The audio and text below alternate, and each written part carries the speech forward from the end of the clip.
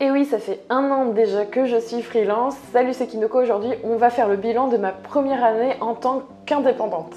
Du coup, j'avais envie de vous faire une vidéo plutôt avantages-inconvénients, mais je trouvais que c'était plutôt l'occasion d'abord de vous faire un bilan sur cette première expérience, cette première année en tant que freelance, en tant qu'indépendante. Je vais du coup développer plusieurs petits points et vous faire un petit bilan point par point sur, on va dire, 7 grandes idées par rapport à la première année que j'ai eue en tant que freelance. Le premier point, c'est que ça a été l'une des meilleures décisions de ma vie. Pas que ma vie professionnelle, mais en tout cas l'une des meilleures décisions par rapport à ma vie personnelle, à mon développement personnel. C'était très dur pour moi de devoir subir les conditions d'un CDI parce que je les subissais, surtout vis-à-vis de mon ancienne société. Et par rapport à tout ce que ça m'a apporté, je ne regrette en aucun cas d'avoir choisi de me lancer. Ça m'a beaucoup apporté sur un point de vue déjà personnel parce que j'ai plus de liberté, je me sens plus à l'aise, j'ai pris plus de confiance, je suis aussi plus,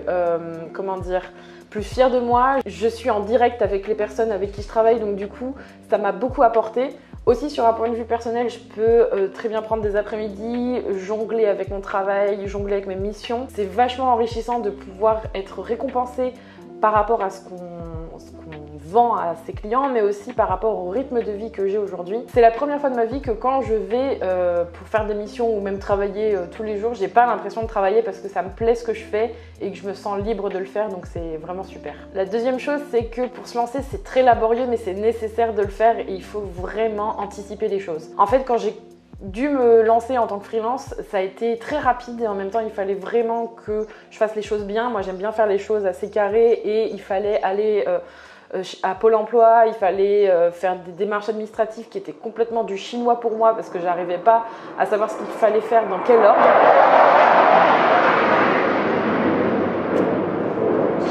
Et donc je ne sais pas ce qui vient de passer au-dessus de nos têtes. C'était quoi ça ? Oh la vache!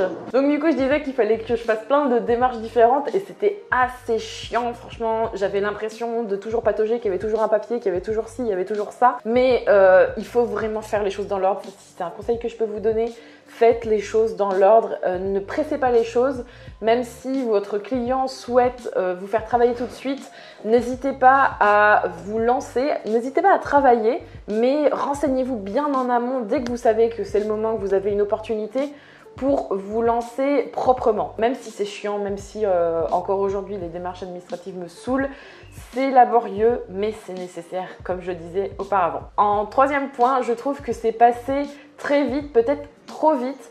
J'ai l'impression que j'ai pas... Alors, je sais pas si c'est avec la vieillesse, mais avec avec ma vie de freelance depuis 1 an, j'ai l'impression que j'ai été beaucoup la tête dans le guidon, j'ai beaucoup travaillé et il y a des choses que j'ai pas forcément vu passer et peut-être que j'aurais aimé peut-être plus profiter de prendre le temps pour certaines choses et de les faire moins vite. Pour la prochaine année, je vais essayer de me caler plus de congés, de moments où je peux me poser, des temps vraiment propres pour moi et pas forcément mélanger travail et vie personnelle parce que voilà, j'ai tendance à tout mélanger. En autre point, ce que j'ai constaté et apprécié vis-à-vis de mon activité, c'est que j'ai réussi à anticiper dès le départ et tant mieux vis-à-il de mon statut. En fait, je dis ça principalement parce qu'il y a beaucoup de personnes qui se lancent en tant qu'auto-entrepreneur. C'est souvent parce que il n'y a pas forcément de clientèle, vous démarrez, il n'y a pas toujours assez de missions pour pouvoir rentrer un chiffre sur 1 an supérieur à 32 000 €. Je parle pour moi en termes de chiffre d'affaires, en termes de service. Moi, je savais que dès le départ, j'avais anticipé, j'avais des objectifs prévisionnels où je savais déjà que j'allais dépasser ce CA de 32K par an et du coup se faire accompagner directement par mon comptable qui m'a permis de me rassurer sur voilà, si tu dépasses il y a telle option, tu vas avoir à peu près tant de % de charge, voilà ce que tu peux faire, quelles sont tes options et le fait de tout de suite prendre ce risque, parce que c'est un risque, hein, j'aurais pu très bien me casser la gueule et me retrouver avec pas du tout le bon chiffre d'affaires prévu. Ça m'a boosté, ça m'a permis aussi de me cadrer parce que je savais que j'avais tel client, telle mission, tel chiffre à rentrer par mois et ça me permettait justement d'aller chercher ce chiffre même si moi dans mes missions j'ai un certain confort où j'ai des missions longues. de 6 mois à 1 an, donc du coup ça me permet de voir sur du long terme. Et pour moi, voir sur du long terme, c'est hyper important, ça vous permet de vous motiver, ça vous permet d'être plutôt rassuré entre guillemets par rapport au chiffre d'affaires et à la rémunération que vous allez pouvoir vous verser. Ça vous donnera des objectifs peut-être plus motivants encore. Bref, c'est vraiment un cercle vertueux. En autre point, je déteste toujours autant les chiffres 1 an après. C'est vraiment ma bête noire. Je crois que le problème avec moi, c'est que j'ai du mal à me mettre une journée à travailler ma compta, à me dire voilà, j'ai les notes de frais à faire, j'ai les devis, j'ai les factures, je dois voir combien est sorti, combien est rentré. Ce qui est très ironique, c'est que dans la vie de tous les jours, avec notre budget à titre personnel, je suis très carrée, je regarde toujours les dépenses, je regarde un peu ce qui rentre et ce qui sort. Mais par contre, quand c'est à titre pro, même si je suis dans les grandes lignes, comment sont les chiffres, je déteste faire ma compta. C'est un truc super chiant et 1 an après, j'ai toujours pas réussi à me bloquer une journée ou à me dire voilà, toutes les semaines, il faut que je fasse ça. J'arrive pas et du coup je cumule du retard. Là il va falloir que je rattrape 4 mois de retard de notes de frais, donc voilà, c'est un peu ma bête noire. Il y a aussi un autre point où votre entourage, vos proches ou d'autres personnes vous diront que certaines choses sont impossibles et pourtant vous allez y arriver.